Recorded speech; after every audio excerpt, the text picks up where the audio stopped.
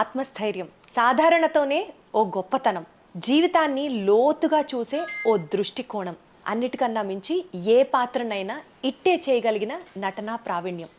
ఇవన్నీ ఒక side of the coin అయితే, అన్నిటికన్నా గొప్పగా మన ఇంట్లో మనిషే కదా అని ఆడియన్స్తో ఏర్పరచుకున్న ఓ గొప్పటి అనుబంధం.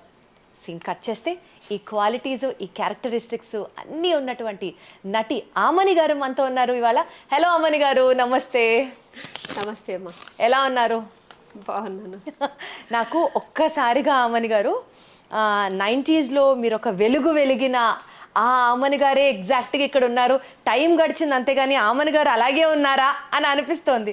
డెఫినెట్లీ నేను బ్రహ్మాండం సినిమా గురించి మాట్లాడదాం అనుకున్నాను, కానీ బ్రహ్మాండమైన మీ బ్యూటీ సీక్రెట్ ఏంటో తెలుసుకోవాలనుకుంటున్నాను ఇవాళ.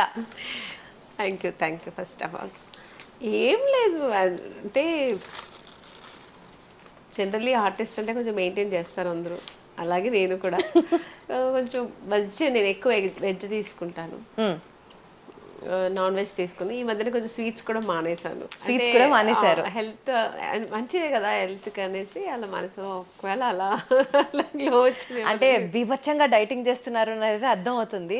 అది కూడా ఏంటి, న్యాచురల్ హైలైటర్ లాగా అసలు బుగ్గల దగ్గర, ముక్కు దగ్గర, చిన్ దగ్గర మెరిసిపోతోంది. ఒక పాలరాయి బొమ్మ మెరిసినట్లు మెరుస్తున్నారు. Thank you. మీరు అలా చెప్తుంటే వాళ్ళే థ్యాంక్ యూ. ఏం లేదు, అంటే ఈ మధ్యన కొంచెం బిజీ కూడా ఉన్నాము, సో ఆ ఎనర్జెటిక్ కూడా మాకు ఫేస్ రిఫ్లెక్ట్ సాటిస్ఫాక్షన్ కూడా అలా ఉంది అనుకుంటా. కరెక్ట్. ఆ హ్యాపీనెస్ అయితే స్పష్టంగా ఫేస్ లో గ్లో రూపంలో తెలుస్తుంది. అంతేగాని బ్యూటీ సీక్రెట్ చెప్పట్లేదు, చూసారా?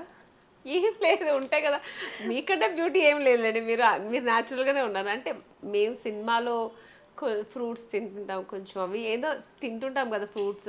ఒక పూట తింటారు, ఒక పూట ఫ్రూట్ అయితే. అవును, ఇది మా సీక్రెట్ అమ్మయ్య. ఇప్పుడు నాకు హాయిగా ఉంది, ఇప్పుడు అర్జెంట్ గా అది మనం ఇంప్లిమెంట్ చేసేయాలన్న ఒక ఫీలింగ్. అయితే ఈవినింగ్ నేను ఇంకా నైట్ ఫ్రూటే తీసుకుంటాను, రైస్ అలాంటివి ఓన్లీ ఆఫ్టర్నూన్ మాత్రమే ఫుల్ మీల్ తీసుకుంటా.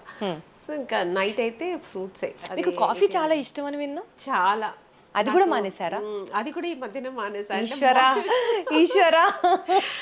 నాకు ఫుడ్ అంటేనే మామూలుగా బిర్యానీ అలాంటి ఇష్టం, అందరూ కాఫీ అంటే నా ఫేవరెట్. సో అది దానికి కూడా ఒకటి చెప్తా, ఎందుకంటే నాకు కాఫీ చిన్న స్టోరీ అది. నాకు కాఫీ చిన్నప్పటి నుంచి చాలా ఇష్టం. మేము బేసికలీ బెంగళూరు కదా, అక్కడ చలికి మార్నింగ్ మా కాఫీ తాగుతూ ఇంకా అసలు మార్నింగ్ పని చేయదు, అలా ఉంటుంది. అది అలవాటు అయింది కూడా. హీరోయిన్ స్టార్ట్ అయినప్పుడు అందరూ అన్నారు కాఫీ తాగకూడదు, హీరోయిన్ అంటే నల్లగా అయిపోతారు, కాఫీ తాగితే బ్లాక్ అయిపోతారు, కలర్ తగ్గిపోతుంది, గ్లామర్ ఇలా చెప్తూ ఉంటారు. ఇప్పుడు కూడా చాలామంది చెప్తూ ఉంటారు, వింటుంటాను. సో నేను ఆ ఒక భయంతో ఏం చేశాను, కాఫీ మానేసా. హీరోయిన్ అవ్వాలి ఎందుకు అని టోటల్ కాఫీ మానేసాను. అది సాక్రిఫైస్ చేశాను. నేను హీరోయిన్గా ఉన్నాను. ఒకరోజు నేను సౌందర్య వేరే షూట్ అంటే విజయవాడ వెళ్తున్నాం, హైదరాబాద్ విజయవాడ. మీ ఊరు విజయవాడనా? Okay fine. అక్కడికి వెళ్తున్నప్పుడు ఎయిర్పోర్ట్లో కూర్చోంటే ఇంకా బోర్డింగ్ పాస్ అనేది తీసుకుని కూర్చోంటే అక్కడ కాఫీ షాప్ ఉంది. సౌందర్య చెప్పింది, ఆమెని కాఫీ తాగుతామా అని. నేను కాఫీ తాగుతానంటేనేంటి, హీరోయిన్ కదా, మనం కాఫీ తాగకూడదు కదా. తను మంచి కలర్ ఉంటుంది, మీ కలర్ ఉంటుంది, మంచి కలర్ కాంప్లెక్షన్, నేను అంత మెయింటైన్ చేస్తాను కదా అని అనుకున్నా. నేను కాఫీ తాగుతానంటే, కాఫీ తాగుతావా నువ్వు అన్నా. అంటే నాకు కాఫీ అంటే చాలా ఇష్టం, నాకు కూడా చాలా ఇష్టం అన్నాను. అంటే అప్పుడు అనుకున్నా చాలా తప్పు, రాంగ్ డిసిషన్. ఎందుకంటే ఆ అమ్మాయి అంత కలర్ ఉంది, కాఫీ తాగుతుంది కదా, ఏం కాలేదు కదా అమ్మ, నేనంతకు తాగకూడదు. మళ్ళీ అప్పటి నుంచి స్టార్ట్ చేశాను నేను. సో మళ్ళీ సౌందర్యం చేసి మళ్ళీ తాగడం స్టార్ట్ చేశాను కాఫీ. సో ఇప్పటిదాకా ఆపలేదు. ఇప్పుడు ఈ మధ్యన కొంచెం మార్నింగ్ కాఫీ తాగడం మానేసి, ఎందుకంటే ఎంటీ స్టమక్లా తాగకూడదని ఒక డాక్టర్ సజెస్ట్ చేస్తే అది ఫాలో అవుతున్నాను. ఈవినింగ్స్లో ఎప్పుడైనా అలా కొంచెం, అది కూడా ఒక 2 సిప్. చూశాను ఇప్పుడే మా ఆఫీస్కి వచ్చినప్పుడు కాఫీ ఇచ్చారు, ఇంత లెక్క పెట్టుకొని అది ఎంత ఎంఎల్ ఉందా ఆ కాఫీ అని అనుకోవచ్చు అనమాట. బట్ మొత్తానికి చాలా బ్యూటిఫుల్గా ఉన్నారు. ఇదే బ్యూటిఫుల్ నోట్తో మీ ఫిలిం బ్రహ్మాండం రిలీజ్ అవుతుంది. మీ లైఫ్లో కూడా ఏదన్నా ఒక సూపర్ న్యాచురల్ ఫోర్స్, ఒక స్పిరిట్, మీరు అన్నట్లుగా ఒక హయ్యర్ లెవెల్లో ఒక స్పిరిట్, ఈ పని ఇలా నా జీవితంలో జరగడానికి కారణం ఉంది, ఒక పర్పస్ ఉంది అని మీరు నమ్మిన సందర్భం ఏదన్నా ఉందా ఏంది సినిమా మీ లైఫ్లో? ఇప్పుడు అంటూ ఉంటారు కదా, అన్ని ఏం జరిగినా అది మన మంచి కోసమే, మనం యాక్సెప్ట్ చేయాలి అని అంటూ ఉంటారు. మీరు ఎటు ఒక డివోషనల్ పర్సన్ కాబట్టి, ఒక సూపర్ న్యాచురల్ ఎనర్జీ ఉంది అని మీరు నమ్ముతారు కాబట్టి, మీ లైఫ్లో ఏదన్నా జరిగిన సందర్భంలో ఆ మినిట్కి మీకు అది నచ్చకపోయినా లేదు, ఇది కష్టంగా అనిపించినా సరే ఒక పర్పస్ కోసం ఇలా జరిగింది, దేవుడు ఇలా చేశాడు అలా ఒకటి కాదు, చాలా జరిగింది నాకు. చెప్పాలంటే అంటే మ్మ్, ఇప్పుడు నేను హీరోయిన్గా రావడమే అనుకోండి, నేను హీరోయిన్గా రావాలని అనుకున్నాను. నేను హీరోయినే అవ్వాలి, వేరే ఏం అవ్వకూడదని నాకు పట్టుదల. చాలా మంది నాకు సిస్టర్ క్యారెక్టర్ చేస్తారా, ఫ్రెండ్ క్యారెక్టర్ చేస్తారా, చాలా అంటే ఫ్రెండ్ అంటే ఎంటైర్ సినిమా ఉంటారా మీరు, ఇలా అంతా చెప్తే నేను చేయలేదు. అప్పుడు కానీ ఒకసారి అనిపించేది, అయ్యో చేస్తే బాగుండే, అది కూడా పోయిందేమో అని అనిపించేది, కానీ చేసేదాన్ని కాదు. కానీ అది చేయకపోవడం మంచిదే అయింది.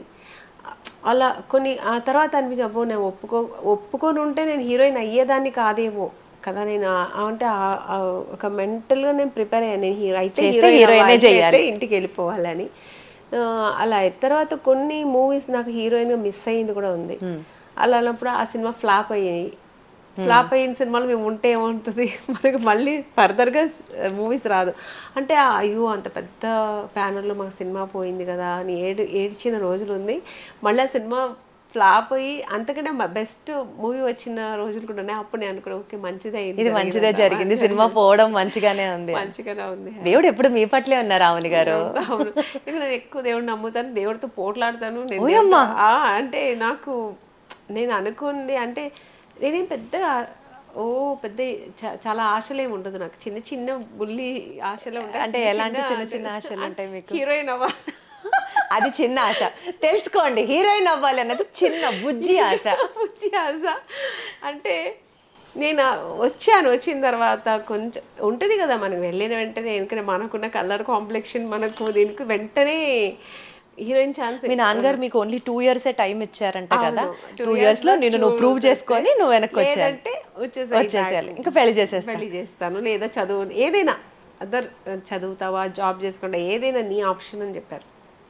నాకు అదొక భయం, అంత లోపలే మనం ఫిక్స్ చేసుకోవాలి కదా. దొరకలేదు ఒక రోజు ఇలా దొరకలేదు, ఆడిషన్కి వెళ్తాను, ఏం అవ్వట్లేదు అన్నప్పుడు దేవుడి దగ్గర కూర్చొని పోట్లాడేదాన్ని. ఎందుకు నాకు ఈ ఆశ ఎందుకు ముందు తెప్పించావు నాకు ఫస్ట్ అప్పుడు చెప్పు, నేను దీనికి కరెక్ట్ కాదు ఉన్నప్పుడు నాకు ఎందుకు ఆలోచన తెప్పించే ఇంత దూరం వచ్చాను నేను హ్యాపీగా చదువుకుంటుండేదాన్ని కదా అని అనవసరంగా ఆలోచన పెట్టించావు. మళ్ళీ ఆయనే క్వశ్చన్ చేసేదని, మళ్ళీ ఆయనే ఆన్సర్ అడిగేదాన్ని. అలా చాలాసార్లు నాకు దేవుడి మధ్య ఒక చిన్న ఇంట్రాక్షన్ జరుగుతూనే ఉంటుంది ఎప్పుడు. నోట్ దిస్ పాయింట్ దేవాయి సార్, మీరు నేను కూడా మాట్లాడుకుందాం ఇదే యాంగిల్లో. నాకు అలా చాలా డౌట్లు ఉన్నాయి, మీరు దానికి ఆన్సర్ ఇవ్వాలి.